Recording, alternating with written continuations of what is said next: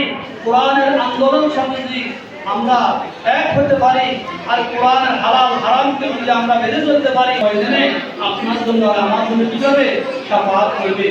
এই কোরআনকে প্রতিষ্ঠা করার জন্য, কোরআনকে জমিনে বিদ্যমান রাখার জন্য আজকে বিভিন্ন দাওয়াতের প্রোগ্রাম, পবিত্র মাহে রমজান এমন কোনো মসজিদ নাই যে মসজিদে দাওয়াতের প্রোগ্রাম বলে না, যে মানুষদেরকে কোরআনের কথা বলে না, আল্লাহর কথা বলে না, বা ভালো কাজের কথা বলে না। অবশ্যই জানি না, কিন্তু কিছু সময় দিয়ে আমাকে পাঠিয়েছে। সে সময়ের কথা আল্লাহ বলছেন যে সবাই দশম থেকে বলছেন যে নিশ্চয় মানুষ ক্ষতিগ্রস্ততার মধ্যে নিয়োজিত রয়েছে। আচ্ছা, এরপরে আসেন এই সময়ের ক্ষেত্রে আল্লাহ আবার বলেছেন যে কি فمن يعمل مثقال ذرة خيرا يره ومن يعمل مثقال ذرة شرا يره। আল্লাহ এই সময়ের যে কথা বললাম, সময়কে আর ক্ষুদ্র ক্ষুদ্র সেকেন্ডে ভাগ করা হয়েছে।